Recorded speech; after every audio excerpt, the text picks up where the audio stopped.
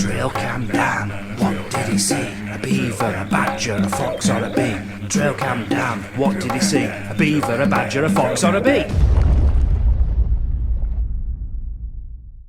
Hello and welcome. Trail cam Dan with his Canon 70D micro lens 100mm. What have you got? 5. Yeah, we're not that bothered, it's a Canon anyway. Let's go look for some micro things. Macro things. I keep saying micro, don't I? Macro things. And we're going to look at a few trees and stuff as well. A few fruits and just discuss it with you. Something a bit different today. What was over here? Butterflies. Hundreds of butterflies, but I don't know if they're going to be there today, but we'll have a look. It's a bit windy, isn't it? It is a bit windy. This is my first ever macro experience. Thing is with macro, you need a lot of light.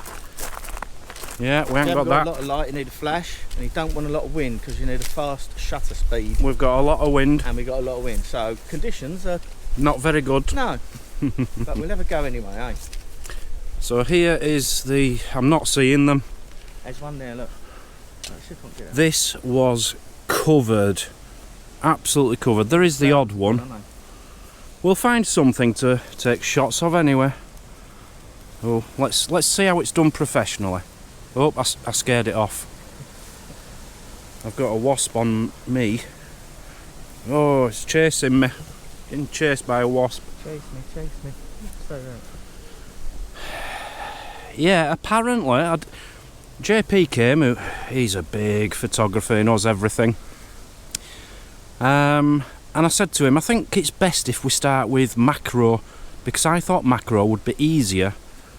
Oh, there's a wasp all over me. I thought macro would be a lot... This wasp! It's this top. It's this top. I look like a flower. I thought macro would be easier than normal photography, but apparently not, so he's now teaching me this. If you want to see us... we actually went out to a nature reserve yesterday, Gibraltar Point, and we saw 16, 17 spoonbills, right? Which meant nothing to me, but he got really excited. And I looked into them last night. Now there's about 60 breeding pairs in the whole of the UK at the moment. 10 years ago there was only 8 breeding pairs. And on my first bird spotting day out, I managed to see 16 altogether. I'm excited. So if you want to see that video, that's on Travel Trolls TV, my other channel, so go check that out. Right, let's do this, let's get some shots. I'll tell you what, we've only been at it 2 minutes and I am loving this. I've got a green bottle. I didn't even know there was such a thing as a green bottle fly, but I've got a nice shot of it. And look at this, he's just got the cutest little frog. Little common frog. That is beautiful. Have you got any facts about common frogs? No, it's a frog and it's common. It's a native frog. Obviously an amphibian. Come on, you've got to do better than that. And he's I don't know how old he is. Let's get a macro shot of it. I thought he were going to give us some kind of... He always has these amazing animal... He's like David Attenborough. He really is like David Attenborough. But when you just say it's an amphibian and it's common and it lives in England, that's rubbish. But it is beautiful. Let me get a little shot of him. Just gently got his back leg so I'm not hurting him. Yeah, let's go over there. So, I'm exhausted. I've taken a picture of a green bottle, some other fly, random, red eyes, and a common frog. And I'm exhausted because you're holding your breath while you're taking pictures. Are you meant to control your breath? Yeah. Do they teach you to do that? It's the same as shooting really, where you have to breathe in, hold your breath, take the photograph, breathe out. Okay, I need to go. I've just seen another fly on another flower. So, tip number 1, macro photography. always keep your shadow off the subject. If you're filming a fly, for example, or a butterfly, and they won't mind you being there, but if your shadow goes over them, they're probably going to fly off. So try and walk around them so that the shadow doesn't get on them. He just taught me that. Is that because of the temperature change from the shadow, or the light change? It's the light change. They can see shades better than sort of a close-up of yourself. So they'll see that shade change, and then that's when they take off. So if you sort of duck around so my shadow doesn't fall across the actual subject. And also you need a lot of light in this, in macro photography, because it's so close up and you've got such a small aperture. Yeah. That you need a lot of light in it. That's why your flash keeps popping up. It really, I do find this very strange. It's very bright at the moment. The sun keeps going behind a cloud and my flash keeps coming up. I need light. That's because you've got your aperture on there is not letting a lot of light in. So your camera's thinking, oh, there's not a lot of light coming in, so I need a flash. Then your flash pops. So we're going behind the campsite now. Might be able to get out of the wind and get a bit of sun. Yeah, out of the wind, which will be good for macro. And we do know there's a lot of edibles around here, plums and things, so we might be able to tell you a bit about that. We might we? You mightn't we? You. Small blue butterflies. Small blue butterflies. Lay their eggs in ants' nests. Why is that then? Surely the ants would eat them. No, they don't, because the eggs and the larvae produce the same pheromone as the ants. So the ants believe that it's the egg, their own egg. Right, so they actually bring them up, sit on the nest and look after them. What they'll do is they'll carry it down into the nest. There, that's about as close as I'm going to get before it flies off. And then the young eat the ant larvae. Very, very interesting. What have you found there? Is that plantain down there? It looks like it. How did you know it's plantain? I know everything, go on. This is plantain. This reason I stopped you here is because that's a plantain. And this is ribwort plantain. Ribwort? Ribwort. Wart? Plantain. Yeah. I'll just pick a leaf of this. So what's the difference between the two? They're both ribbed. Ripped. They're both the same family. They both have the same properties. You can eat the young leaves of these like a spinach. Yeah. But these have got really good healative properties for your sort of outdoor first aid kit. If you used to get a cut, yeah, and you mulch that up with some water, scrunch it up so you get the juice out of it and put it on a cut, yeah, it promotes healing. It's antibacterial, so that's really good. And you can make lip salves out of it, balms, all sorts of stuff like that. But the way you tell, what, both of them or just both that one? Both of them. Okay. Both of them, the same family. But I don't know if you ever did this before. If you just pull it slightly, there's there's like little, and that's the way you tell. And that's a ribwort, and this one you can see it's come out of here. Yeah. But they used to call these in America because the seeds. That's a seed of the ribwort. Right. Okay, so we used to get these. I don't know if you did this. Wrap that round there like that. Did you ever do this when you was a kid? Obviously you didn't have a misspent youth like me. Hold that like that, and then. Why would you do that? Just because I was a kid, for fun. Okay. But what happens is, these basically travel with humans, and in America. Yeah, you carry on. In America. Come on. Carry on. I'm trying not to be funny in this video, but I'm finding it very hard to be serious, but go on. When our ancestors went out to the States, to America, and took their wagons, in the dirt around the wagon wheel were the seeds of these. Yeah. Right, and these look very much like the toe part of a cowboy boot, of an old Tyler. So you'd have the heel there and the front foot there. Yeah, but that's just a coincidence. It's just a coincidence. But what the Native Americans used to call these was white men's footsteps, because wherever the white man used to go, they used to find these plants. So who called them that? The Native Americans? First Nations people. Wow, that's interesting. So, and also you can do that. Yeah, I'm not keen on. I think that's a really childish thing to do on this channel. We're a very serious one. Hey, got a massive pile of cow dung over here. There's got to be insects on that. Oh yeah. It has to be. That's Rose Bay Willow herb. This one, this little plant here. It's what, Rose? Rose Bay Willow herb. That's a weed I remember as a kid. Yeah. Does it do anything? Yeah, you can use the pith out the middle. You can take the pith out the middle and use it for thickening stews, and you can also make like a string out of it. The outer sheath of the plant. So you're going to make me a necklace out of one? It's not as good as now. It's not as good? Now there you go, look. Bull aces. Bull aces. That's I'll tell you what plant. this is. Oh, I was going to say that. Sorry. I was going to say that because I learnt this yesterday. Well. We've got some here. They look like a bull ace. Right, so all your...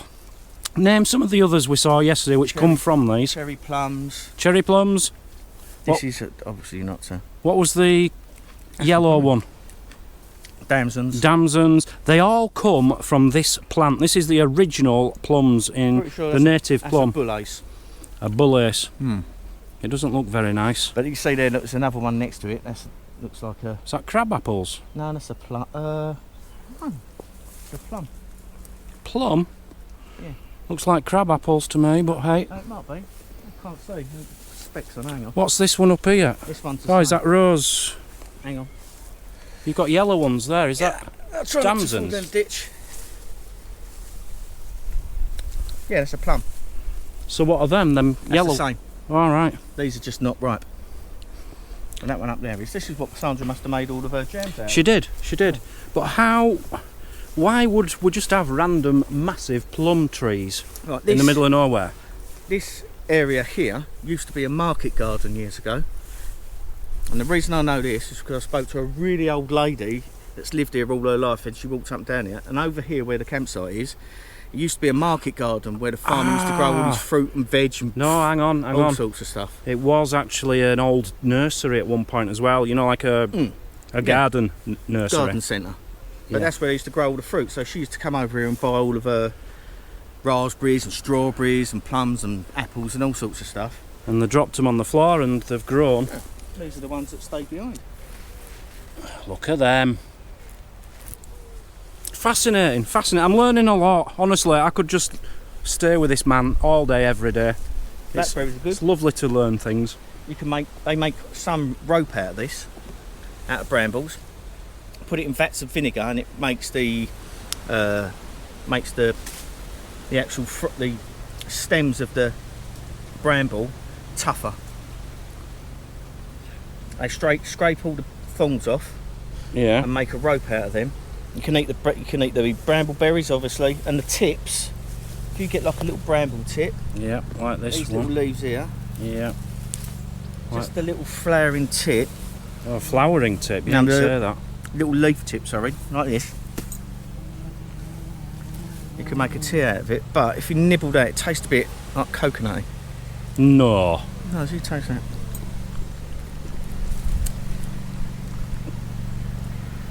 That. It's just got that. It's, It's got the texture of a coconut as well. a bit dries your mouth out, Really does. but when you go, you can just taste like a little. Definitely, and it's background. got it does taste like the texture of a coconut. Yeah, that's interesting. And that's the end of a bramble. That's the end of a bramble. I never You can knew that. make tea out of that as well. Like a, Can you make bounties out of it? Like a mild tasting bounty. yeah, Add a bit of sugar. could do, I suppose. After a few years of practicing and a bit like alchemy, I think you find gold first. Right, I've just taught him something. So, whilst he was playing with them things at school and flicking them off, Quite harmlessly. quite harmlessly, can you just hold that because this camera's getting in my way? What I used to do is get the ends, I didn't even know there were dock leaves until you just told me. These things here, the flowers of the dock leaf, we used to go like that, take all the seeds off, rip that off, and you see it's got like little jaggedy bits on there.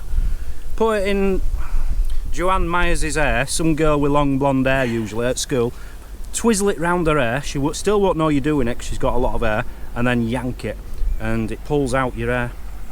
Girls hated it, boys loved it. Just a little tip if you still go to school and you don't like someone. We found a hazelnut. Hazelnuts. Who'd have thought that's hazelnuts? And they're edible. They look like acorns without being hard, because they haven't got the outer shell. They have got the outer shell, look. Have they? That's...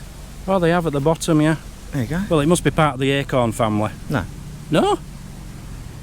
And that's edible as it is? That's a hazel. This is hazel, yeah. So what you do is, this time of year, they are not fully formed. It's not proper nut in there, if you like. Are they going to go brown like you get at Christmas? Alright. We crack it open and pull this bit open. Right. Inside there. I used to call these cob nuts round my way. I don't know if you heard of cob nuts. No. Cob nuts, you can buy them from like a greengrocer and that. I've already decided it's not worth it. What? No, 5 minutes to get one little right, I nut. took 5 minutes because I'm making a... And that's edible? Yeah, it's edible. Completely edible. But is it going to taste worse than it would do? It's not going to taste as bad as a slowberry.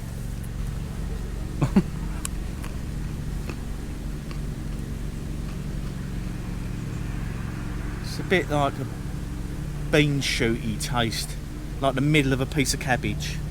Yeah? That's really good. It's alright. It is. It's the texture of the very middle of a cabbage, quite... Not hard, But crunchy. but very, very crunchy. See, once they go past And it has this, got the nutty taste. once they go past this sort of stage, then you're fighting the squirrels then. You're sort of I'll tell you, in if I wanted competition. them, I'd have them like, I'd want them like that. Yeah, I quite like them like that. I'll walk around a hedgerow. Like this time of year, from now till sort of the end of October, it's a great time to forage, going around just helping yourself. Well, yesterday, we must have eaten a bag of plums. Taking them with me. Yeah. Give one to Mazzy, let her try it. Beautiful. Nice, isn't it? That is the best thing I've ever eaten in the wild, apart from the little orange things. Yeah, they're nice, isn't they? So yeah, just... And in the olden days, this was a... Have you ever heard of doctor in a signatures? I've heard of having to go to a doctor for a signature. Right, well you ain't far away there. Doctors years ago were the old, sort of, our old pagan doctors, our old country doctors, used to think if something looked like something, it used to be able to cure something. Right? So, celandine root are like loads of little balls. They're like loads of little tiny potatoes, and they look like piles, which is a bit gross, but they look like piles. So in the olden days, they used to mash the root, because they looked like a pile, you know. They'd mash it up, rub it on your piles. Mash it up and rub it on your piles, and that would cure it, because they used to call it a pile. What would it though? But it's in there. It's got like, I think it's got like a tannin in it, which would shrink the blood vessels and also toughen the tissue around the outside of it. So there could be an element of truth. Right. What? This is the most stupidest one. Yeah, but hang on. Let's keep on that. So, what was that plant off? Celandine. Celandine. Right. You need to find me some celandine, and only on this channel I am going to put that to the test, because I do suffer from piles.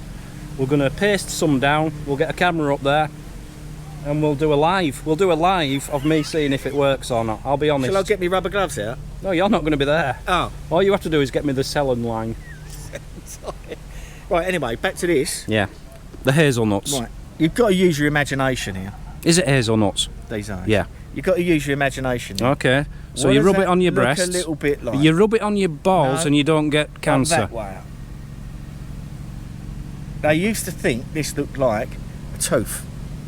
All right. Right? They used to think they looked like a tooth. And when you pull... I'm going to take these because I'm going to eat these ones. Let me get another one. Right, so... When you pull that out, it does kind of look a bit like a tooth. Okay. Yeah? So you'd paste that down, rub it on your teeth, and you wouldn't have toothache. What they used to say is, take one of these and carry it around in your pocket, and that will cure toothache. But what I think used to happen... Really? Yeah. But what I think used to happen is to put that in their pocket, hope that it would cure their toothache, and after a month their toothache used to go away, but they've still got that in their pocket, so they thought it worked. That's the way people used to think back in them days. Mad. That's Mad, alchemy exactly. for you. That is. I've got some more, honestly. These are beautiful. I wouldn't wait for these to develop anymore. This is how I'd like them. These are when they go a little bit brown at the bottom, like that. Yeah, That's when I like them, because they come out the outer casing nicely. But they're quite juicy, aren't they? Yeah. Whereas nuts are normally very, very dry. Yeah. They've got More coconut sort of texture, if I. Yeah, maybe. Do you know what I mean? That Yeah. nice crunchy. Yeah. Loving it. Loving it.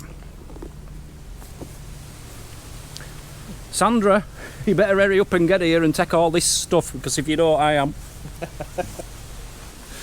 So, the Slawberries I was trying yesterday on the Travel Trolls channel, Boys Day Out, Nature Reserve bird watching video. Good. I tried a Slawberry for the first time and it was disgusting. When you've been walking for nearly 4 miles and it's a very hot sunny day, the last thing you want to do is put one of them in your mouth, because it just dries your mouth out. But that's what they make gin out of. Probably why I don't like gin. Slow gin out of it. Slow gin. Yeah. Slow gin. What? You know when you get slow gin, it's like a purpley coloured gin. Don't know anything about gin. The viewers will know what slow gin is. You put loads of slows in a jar. Get a big jar. Fill it halfway up with Slawberries when you're supposed to collect them after a frost, so they've gone squashy, when they're frozen and split. So what I'll do is I'll collect them. If there's no frost, I'll put them in a freezer. And then the moisture, you know when you put a beer can in a freezer and you forget to take it out and it goes, yeah, like the one in there has that you put in the freezer the other day. Yeah.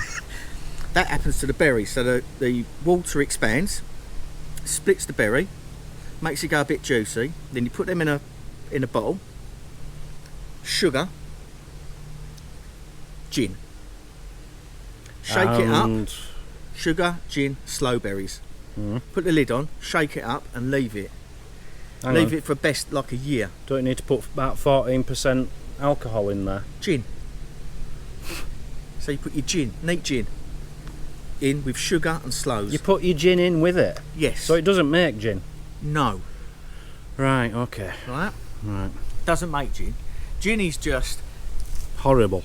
Gin. All gin is a spirit, is a clear spirit that's gone through, they call it a faggot, and it's an actual pack of what do they call them?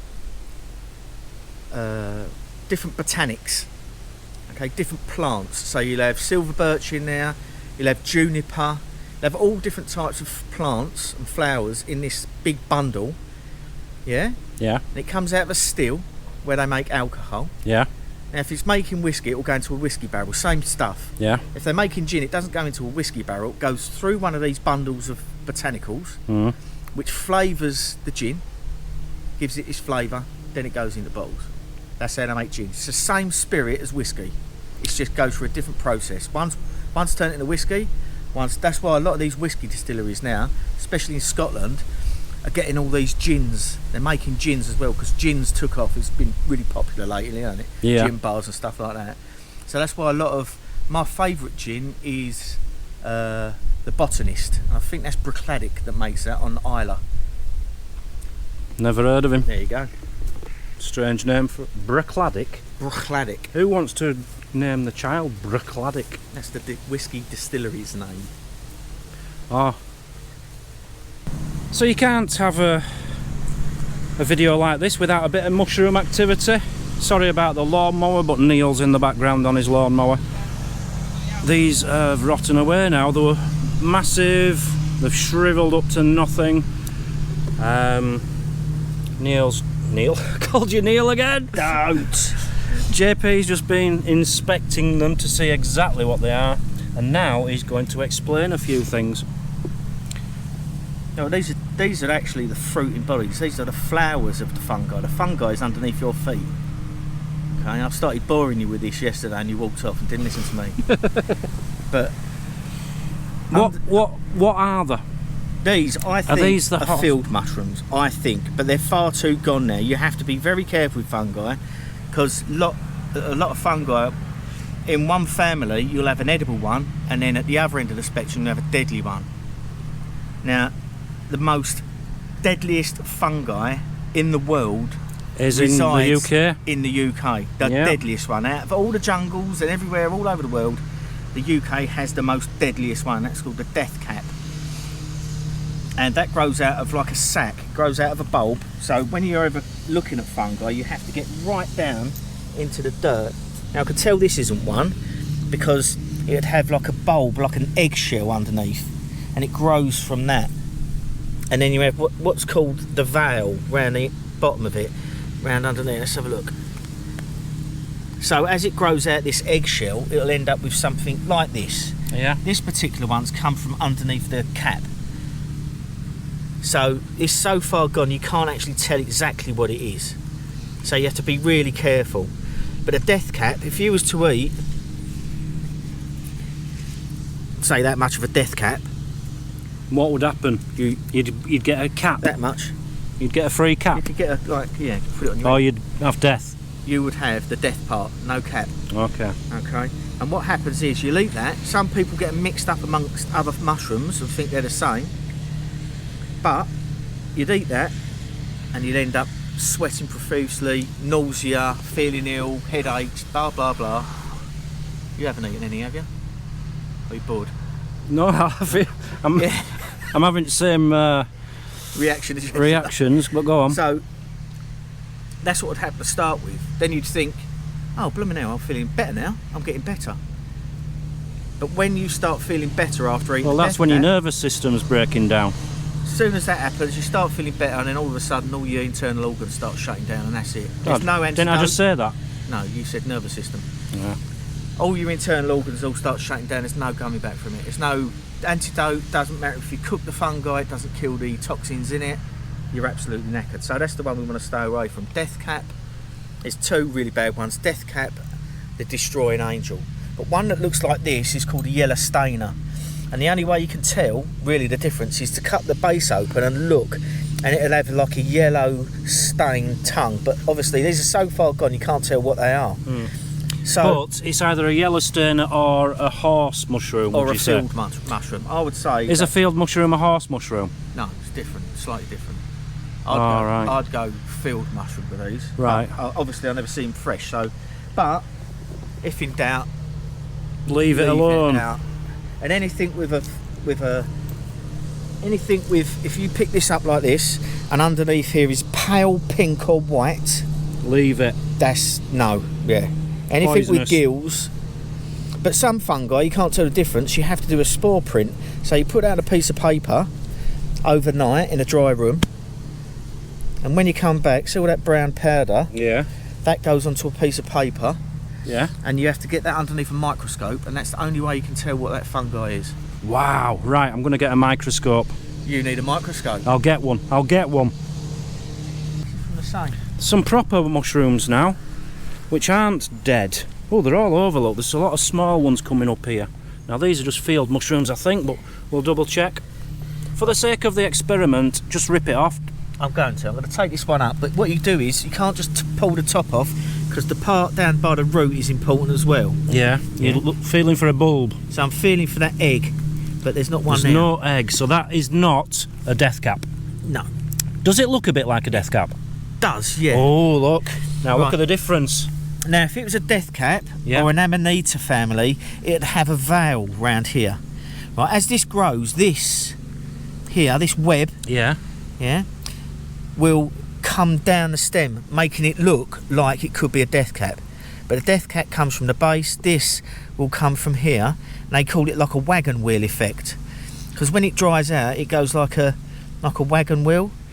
Yeah, I think these are field mushrooms. Well, okay. Field mushrooms aren't edible, are they? Yes. Right. Well, that's got pink gills. And horse mushrooms. You said stay away from pink gills. I've just pulled once that's grown enough that this parts. Yeah, that's got light coloured gills, but they're not pink. To me, that's pink. Right, okay. So I wouldn't eat that. When that's grown slightly bigger, like them ones over there, they go brown.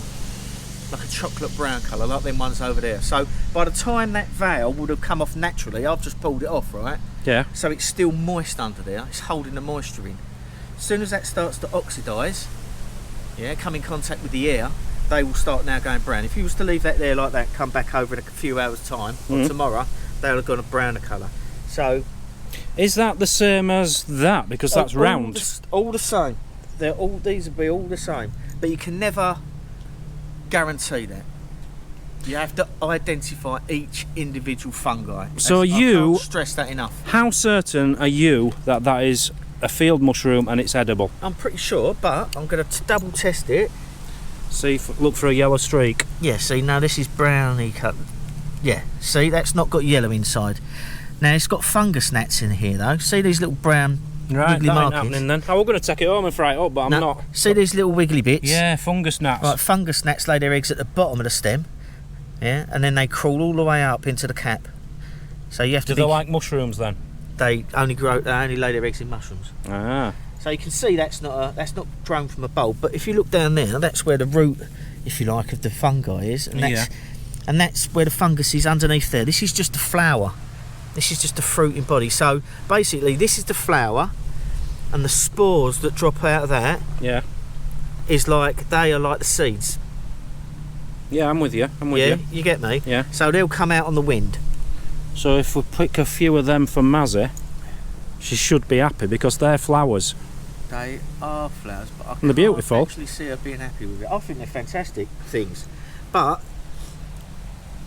they're their own stem of evolution. So you've got animals, plants, fungi, completely different from animals and plants. Amazing. Yeah, they are absolutely fantastic. But if you don't know what you're doing, don't know what you're talking about, leave them alone. I generally leave anything with a gill. I'll leave. I'll go for boletes, and they've got like loads of little holes in it underneath, like little spore holes. I'll take those. Some bracket fungi, and anything that I can really identify quickly, I'll pick and eat. But a lot of the edible ones that you get all over the place are really distinctive. Anything like that, if you don't know what you're talking about, if it looks like that and you don't know what you're doing, leave it. That's the flowers. Yeah, you can stop talking about fungi now. Thanks. But I'm a fungi to be with. So something a bit different for you there. Lots of different things coming on this channel. I know I've been neglecting it a bit this last week or so, but I've been busy with people, with friends, and with JP. Catch us on the next one. I'll have to get the trail cams back out. I've got a new trail cam to try. Binoculars on the way. Lots of exciting things coming up. So catch you later. Thanks for watching. Love you to bits. And if you do want to watch us bird watching yesterday, that were a really interesting video as well. That's on Travel Trolls TV. Link in the description. And JP Lamoureux. Link in the description. See you all later. Say bye-bye. Bye-bye. Trail cam Dan, what did he see? A beaver, a badger, a fox or a bee? Trail cam Dan, what did he see? A beaver, a badger, a fox or a bee?